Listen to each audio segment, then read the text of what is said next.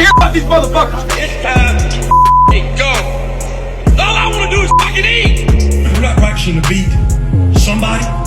We're practicing to beat everybody. Nowhere to run and nowhere to hide for 4 quarters.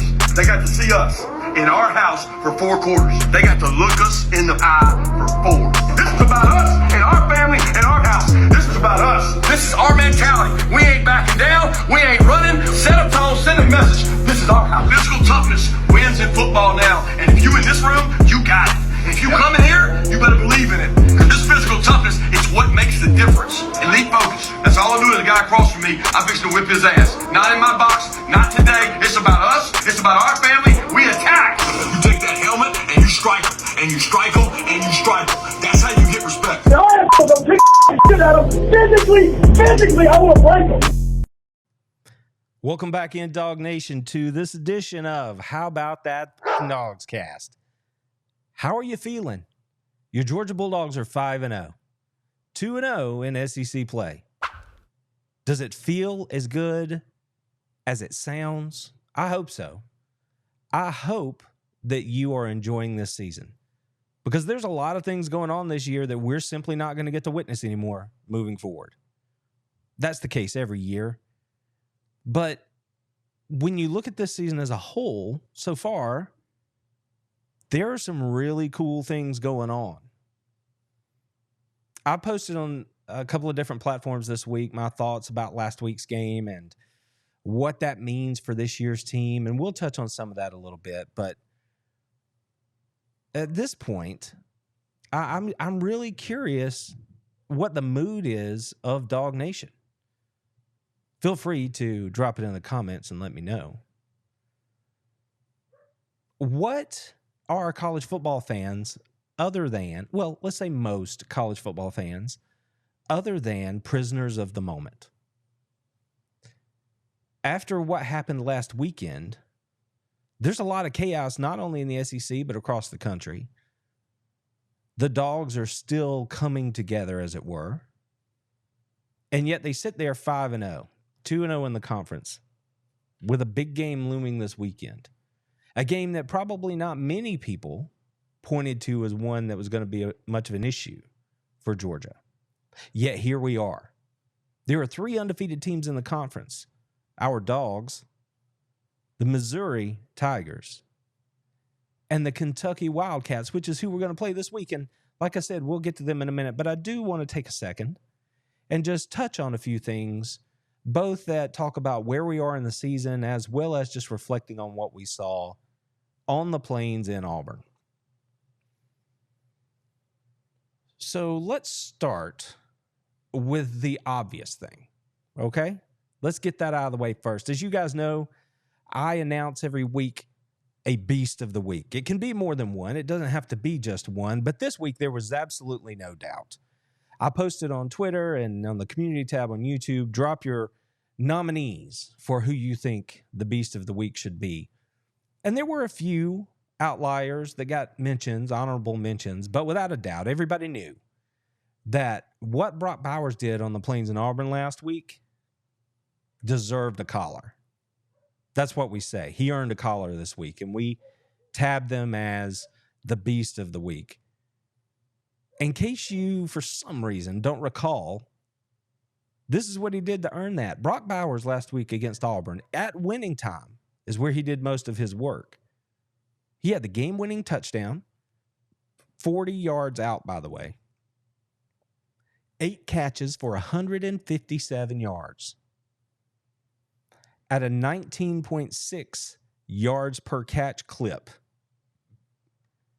Virtually unstoppable.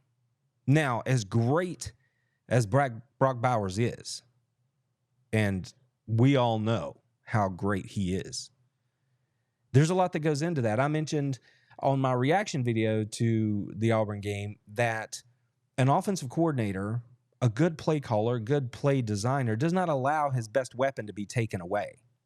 And that's exactly what we saw coming down the stretch at Auburn against those Tigers. They knew what they wanted to do. The play design put them in position to make the play. And then everybody's All-American, Brock Bowers, made those plays. and the Dogs come out of there with a good victory. Now, it doesn't matter. It matters to us, of course. It doesn't matter to everybody else.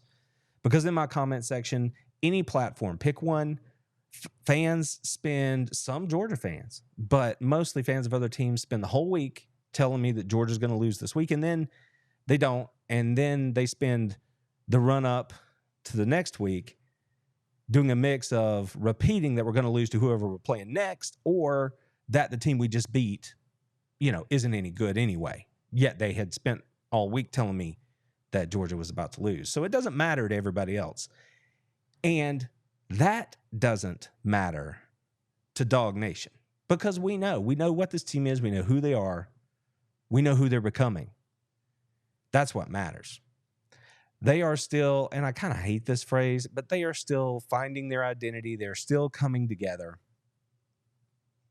And that's what's important. So at this point, like I said, they're 5-0, 2-0 in the conference, still number one in the country. To be completely honest, if I were going to rank the teams right now, I don't know. If you want to put Georgia at 1, that's fine. Nobody's beaten them in 22 straight games. So we know what they have and we know what they're doing. Just because they're not ringing up the kind of victories you may want to see matters not. They are undefeated. And until somebody beats them, they're still the Kings. So that's just the bottom line. With that said, though, I mean, Kentucky is a team that can provide a challenge to Georgia. And again, we'll dive into this in just a minute. But I would probably put the Dogs, I don't know, in the top 5 for sure. Maybe for sure. My point is, I have no problem if you don't want to rank Georgia number 1 right now, because these polls don't matter. They simply don't matter. I mean, it's nice to have the streak to talk about or whatever, but who cares? I'm way more interested in watching this team grow and develop every week, get better, get more healthy, and become who we all hope they can become, which is an Eastern Division champion that's playing in Atlanta. And hopefully that team will win the conference championship. And then who knows what happens in the playoffs? Anybody tells you they know what happens in the playoffs, they're lying to you. They're just talking. I mean, those games, we've seen them enough now. We know how they go. Anything can happen. So I'm happy to see what Georgia's doing so far. I'm excited to see where they're going. Now, we touched on what happened at Auburn. So let's take a second here and just kind of lay out where we are in the season. 5-0, as I've mentioned. And one of the points that everybody seemed to have a lot to say about was the offense, right? Carson Beck, is he the guy? Oh, you haven't played anybody. It doesn't matter. The statistics don't matter. Nothing matters. Of course, nothing matters. Why would anything matter? Why do they keep score? Why do they keep statistics? I don't know. Maybe because they do matter. Anybody who says those games or opponents don't matter, I would say go tell the players or Kirby Smart that they don't matter. See about how long that conversation lasts and how you feel on the other side of it. But with all that said, I'm not defending the schedule. It is what it is. Who cares? It doesn't matter at the end of the day because they have to play all the rest of them anyway. Again, rankings don't matter. Whether you're playing a ranked team doesn't matter. All of that stuff, and trust me from this, I've been in the television business for 25 plus years. All of that stuff is designed to gin up interest for the casual fan. You're watching these games, so am I. We want our team to win. They're trying to get those other people to watch, right? Or people, college football fans that aren't necessarily Georgia fans or whatever. That's all that matters. They're just trying to draw eyeballs. The rankings simply don't matter. So rank Georgia 1, rank them 9, I don't care. Doesn't matter. But if we look at where we are in the season, there's a lot to be proud of if you're a Georgia football fan. Or maybe, I don't know, you don't have to feel proud, but feel however you want to feel. But you could take heart in what I'm about to share with you, which is that everybody's whipping boy, seemingly, at least the loudest voices, Carson Beck, he's pretty good. Somebody on this channel tried to tell you. I had zero concerns about Carson Beck. Zero. I said he could have a record-setting season at the University of Georgia this year. We're on our way to that. I said the only question about Carson Beck is how he performs when it matters. We've seen it a couple times right now. South Carolina, second half, did it matter? Yep. Did he perform? Yep. Auburn, same. Yeah, that Carson Beck guy, he's pretty good. Still got a long way to go. Still got a lot to learn. Still settling in. I believe he's only going to continue to improve, especially as he gets more and more of his toys back. So Carson Beck, let's look at it right now. Where does a quarterback make his money? Where does an offense make their money? On third down. Check this out. So far this season, Carson Beck on third down is 25 of 35. That's a 71% clip. 295 yards, a couple of scores. This is what I thought was impressive. 19 first downs converted. Better than half. It's not bad. On third down and long, third down and 7+, how's he doing? You're like, oh, he's just throwing the ball sideways and letting the... Well, let's look at it. How's he doing on 3rd and 7? 14 of 18, 164 of those yards, 2 of those scores. Both of those scores, I guess I should say. 10 first down conversions on 3rd and long. That's a guy who's getting it done from the pocket. And keep in mind, we all know what he's working with right now. That's outstanding. I'll take that every day of the week, twice on Sunday. You better believe it. His third quarter stats overall for the season, not just third down. Let's look at what he's done in the third quarter when it matters. I mean, every quarter matters. But for Georgia, the third quarter has been really good. Carson Beck's been a big part of that. 38 of 48. That's 79%. In the third quarter. 597 yards. 3 scores. Are you ready, Beck haters? 9 completions of 25+ yards. This thing on? That's the best in the nation. Pick a quarterback. Penix, Williams, Sanders.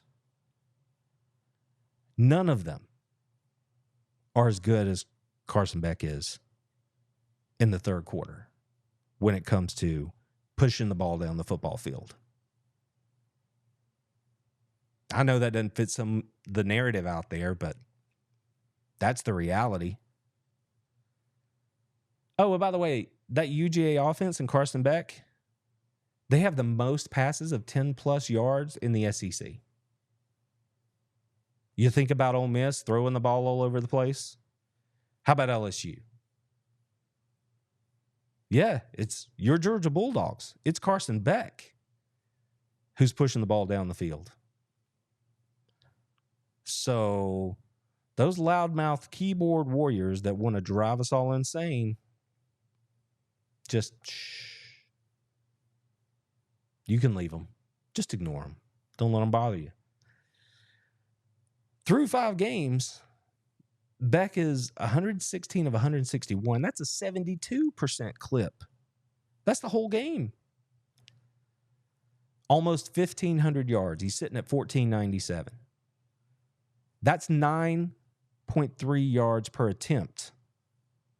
What's that about not throwing the ball down the field? 7 touchdowns, a couple of interceptions. One of them batted ball. You know how it goes. Are you ready for this part? Every one of those numbers are way better than Stetson Bennett's numbers were in the 3rd year of the system last year on a national championship team. That's pretty good, y'all. That's pretty good. So that is where we are. Where are we headed? Well, hopefully to Atlanta for the SEC championship game. But there is something in the way before we can get there. and that's Kentucky. Now, we all know what Kentucky did last week. This is the game that Coach Kirby Smart referred to, speaking of last year's trip up to play in Lexington. He called this game a bloodbath. It's no doubt every year this game is the most physical game on Georgia's schedule. Kentucky is what Tennessee wishes they were. Kentucky is what South Carolina wishes they were when it comes to being physical across the board as an identity for their team. Every year, the Georgia players say this is the one that puts them in the rehab pool, the ice bath, whatever it is, more than any other game on the season. It is a physical game. That's because these two teams are built the same way. Big along the lines of scrimmage. We're going to try to run the football. We're going to whip the guy in the box across from us. Now, we all saw what Ray Davis did last week. 280 yards and 3 scores against the Florida Gators. You saw me, that'll make your eyes pop. Those are big numbers. I don't care who you are or who you're playing. This was against an SEC defense. Notice I am not taking shots at the Gators right here because, at this point, it's just too easy. So does that performance say more about Kentucky and who they are? Or does it say more about what's going on at Florida? Regardless of how you feel about that, there is no denying that Ray Davis is a very, very good SEC running back. Remember, this is the same Ray Davis that rushed for something like 1,400 yards last year at Vanderbilt behind that offensive line, which is essentially the same offensive line they have this year. And you see what they're doing right now up in Nashville. Davis can get it done. And he did against those Gators. But again, is that who Kentucky is? Well, the facts don't bear that out. They have wanted to be that. When I was at SEC Media Days, that's all I heard from their linemen that were there and the players I talked to that were representing Kentucky. We are physical. We are going to fight. We are going to be right in the middle of everything. We know who we are. That's not going to change. So as long as that's who they think they are, then who am I to deny them that's the case? So Kentucky, who are they? Well, as I was pointing out before, they want to be that team, but over the course of the season, they haven't been. This is the same Kentucky squad that was down in the third quarter to Eastern Kentucky. I'm not bashing on them. I'm just stating a fact. They've been inconsistent in the passing game, and as good as Ray Davis is, they have not been able to run the ball the way they did against the Gators against everybody else. So when Georgia looks at this game, when they start to think about who they are and what's going to happen and how it's going to play out, I saw it in the chat earlier. Can we stop the run against Kentucky? That's what everybody's worried about, because as I started this show with, college football fans are prisoners of the moment. We saw what happened against Auburn the first time in 3 years, that the Dogs gave up more than 200 yards rushing. Now, of course, the majority of that came on 2 plays, but all counts. And then you see what Ray Davis did, 280 yards on the same week we gave up 200, and it's a logical question. You have eyes. You saw what happened. But the thing is, the problem for Georgia's rush defense against Auburn was mostly a discipline thing. It was an eye discipline thing. It was a technique thing. All things that can be coached and corrected. I'm supremely confident that that's the kind of stuff that's going to be ironed out this week in the run-up to this game. Now, before I continue on, as I often like to do, let's hear from the man who knows it best. Let's let Kirby Smart tell us how he feels about his run defense right now. I actually felt better after I went and watched the tape. I think I was riding home on the bus in a state of depression about our ability to stop the run. And you sometimes as a coach, and my dad always said it, it's never as good as it seems, and it's never as bad as it seems. So when I got up and actually watched it, we struck blockers and played the run well at times. We didn't fit some plays well that they did and give them credit, and we probably didn't work some of those plays enough out of the formations they did it. They did a nice job scheming that up. So we got to do a better job of that, make no mistake about it. But we have good run defenders. So he let you know right there, essentially saying what I was saying, and this is where I need to sort of issue an apology of sorts. I'm not really the kind of guy that, I'm not a hot take kind of guy. I try not to be. You know, Twitter can be your worst enemy sometimes. But I did tweet after the game. It was after the game, I guess. I'm like, I don't feel good about interior defensive line play in this game. Everybody else was looking at the edges. I felt like I understood what was happening at the edges. I was concerned about what was going on in the middle. And since then, at the time I tweeted that, and actually at the time I had done my response video to what happened at Auburn, I hadn't had a chance to rewatch the game. Since then, I've gone back and had a chance to look. And upon further review, I don't feel as bad about our interior defensive line play as I did in the game. So like Kirby said, it's never as bad as you think it is, and it's certainly never as good as you think it is.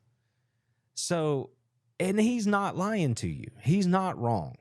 The same thing that led me to say all season that this rush defense was going to be pretty good is still in place. The same guys in the middle are still there doing what they do.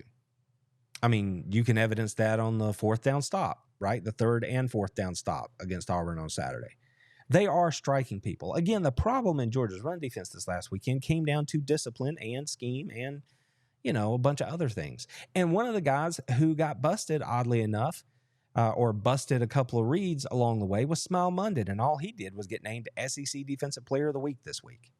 So they have fine defenders. Georgia's run defense on the whole is fine. That's where, when we talk about Kentucky, I do feel really good about the run defense heading into this week. But before I get into that completely, let's hear from Coach again. We had some mistakes in there on a couple pass pros.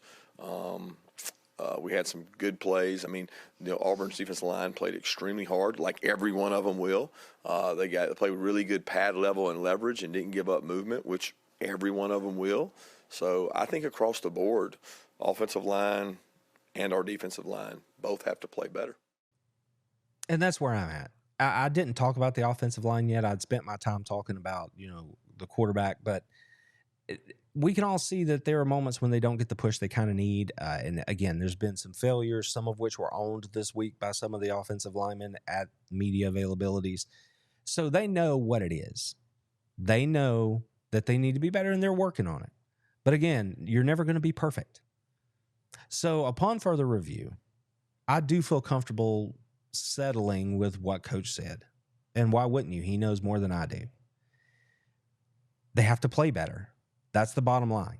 But it's not like the problems that we've seen are not something that can be fixed. Which brings us back to what Kentucky is and who they are. Kentucky is essentially Georgia light. So the question is, can they out Georgia this Saturday? Furthermore, can they do it on the road at night in front of what I expect to be an insane Sanford Stadium crowd? So, Dog Nation, I don't remember hearing Kirby do it yet. He may get to it later this week. He has not called you out. I'm doing it now. If you're going to be in Athens, be loud, impact the game. Because Coach Stoops was talking about that in his presser too. He's like, this is quite the challenge. We know who Georgia is. We know what they are. And you have to go play there at night. And he was talking about last week, the atmosphere his team had. He expected his fans to be knocking back beers at 8 a.m. Friend, let me tell you, if you've been around the Georgia tailgate experience for more than a minute, you know that even if the game kicks off at 7, you can bet your bottom dollar that they're going to be tents up, grills on, and beverages flowing 12 hours before that happens. So 7 a.m., 8 a.m., it's already going to be hot in Athens, Georgia, regardless of what the temperature is. They're going to be ready. So I'm saying, bring your A game, Dog Nation. Get out there, impact the game, because it's going to matter.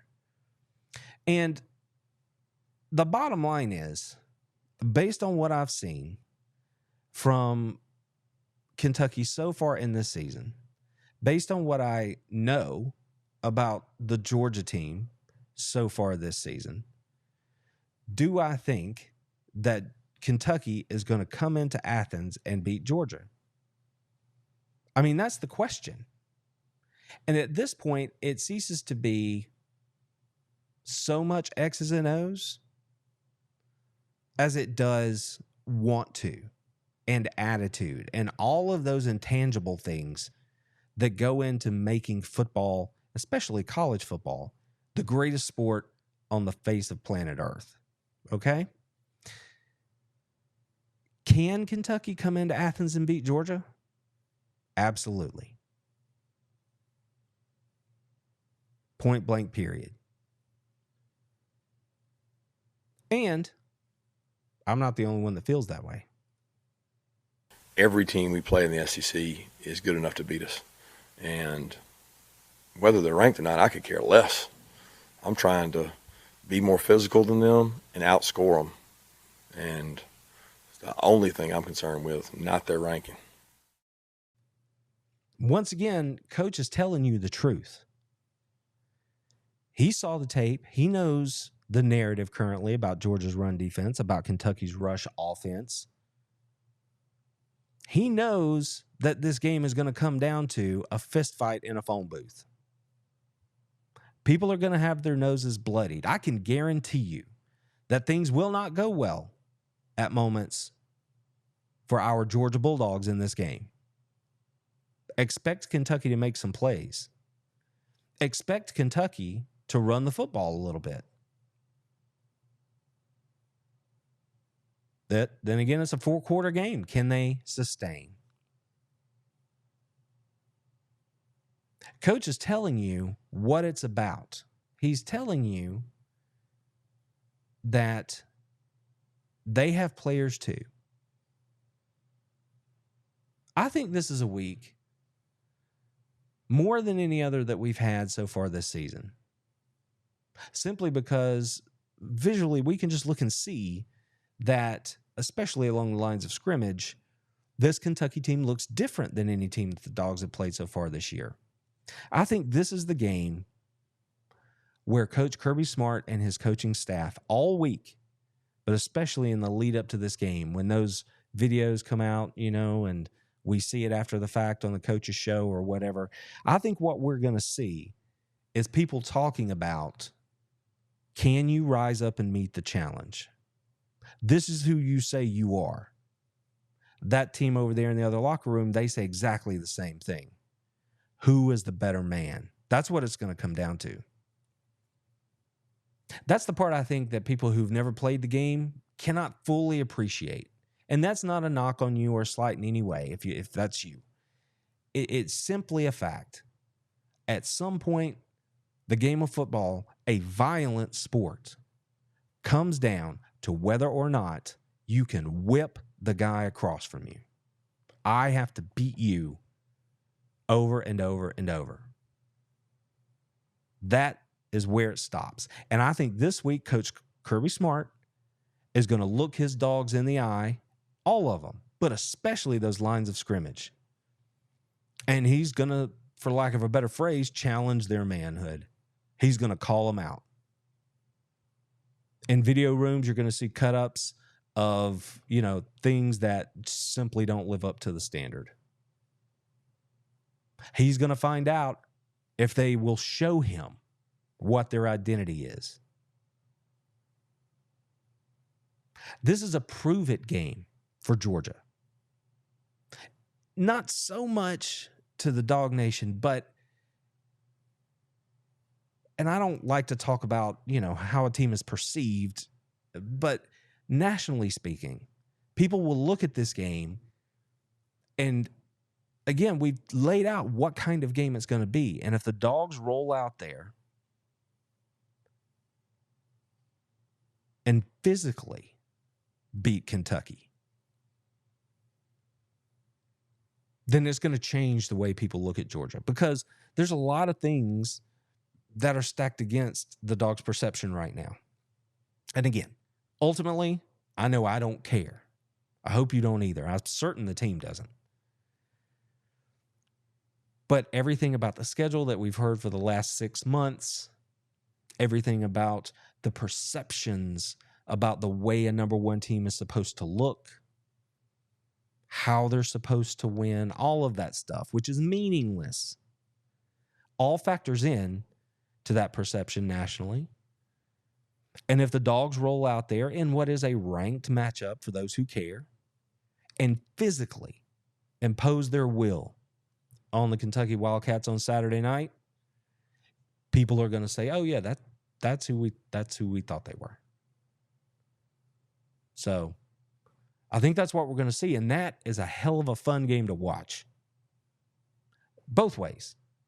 I mean, yeah, I'm go Dogs through and through, but I want to see that kind of game.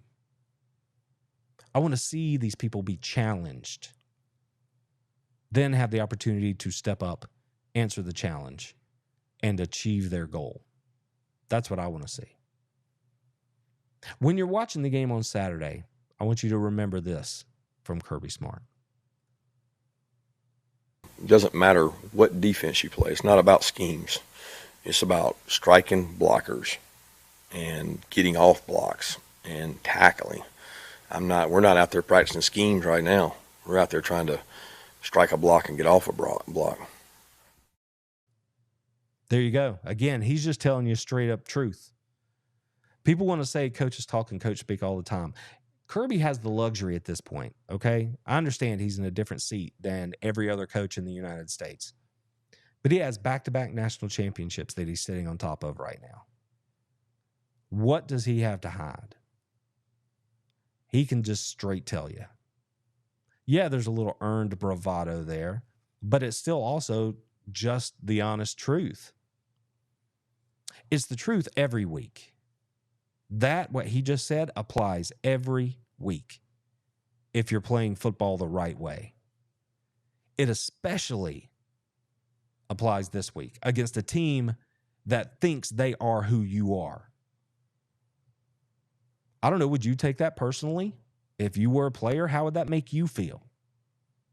That guy thinks he is who we are.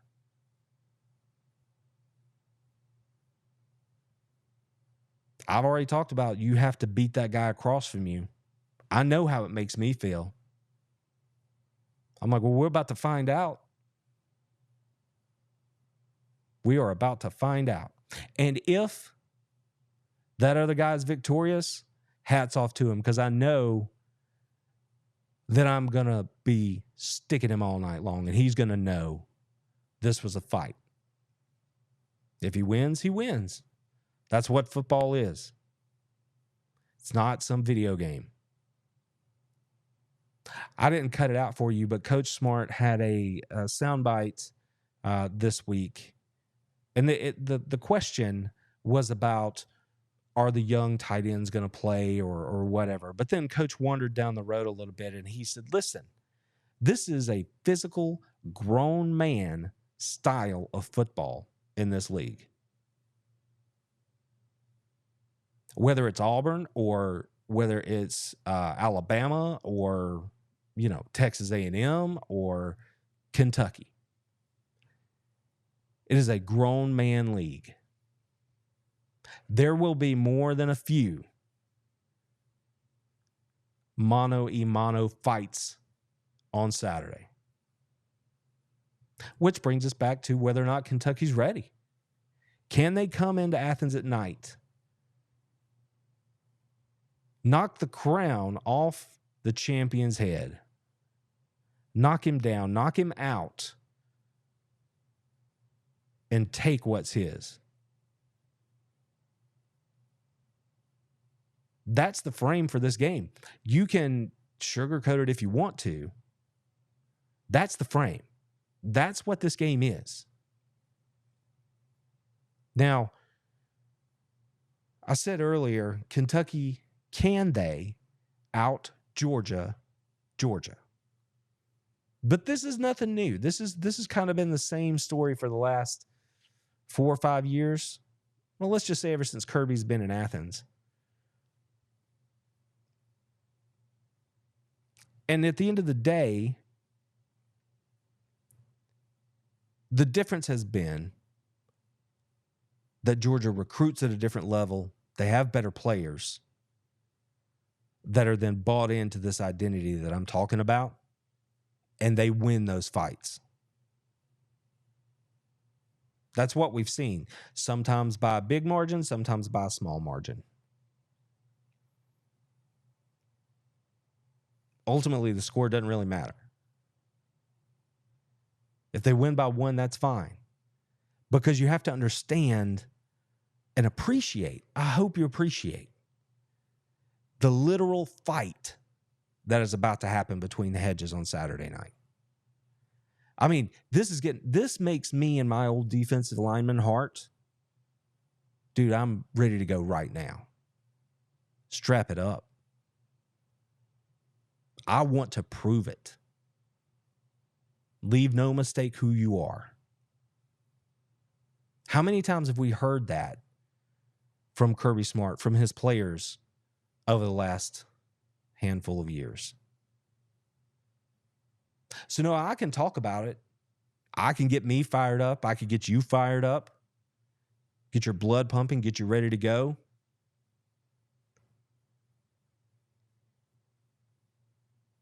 But I know for a fact that those players are going to hear something like that from that coaching staff this week. And I believe that they are going to answer the bell. So can Kentucky come in and win at night at Sanford Stadium in the biggest game of the season, if for no other reason than because of what it does inside the standings? Ultimately, that is the reason. I don't believe so. I believe it is possible that Kentucky could get this win on Saturday. I do not believe that's what's going to happen. I think we're going to see a physical football game, and at the end of the day, the Georgia Bulldogs are going to beat the Kentucky Wildcats, remain undefeated at the midway point of the regular season, with nothing but their eyes on the prize of Atlanta here in a few months.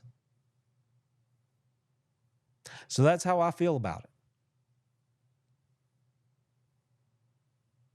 If you feel differently, please feel free to drop it in the comments. Let me know. I would love to hear from you. If you feel like I do, let me know that too.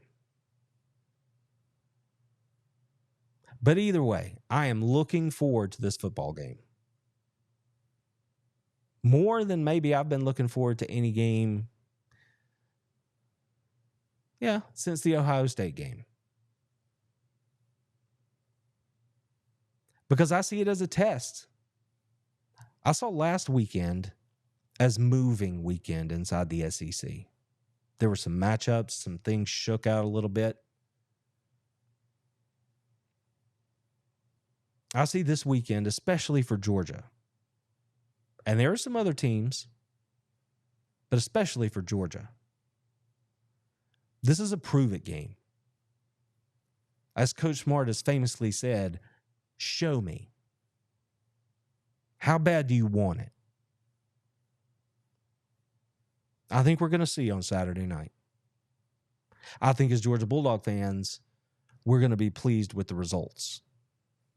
If you're headed to Athens, travel safe. If you're going to be watching the game at home, I hope you have a wonderful time. And until next week,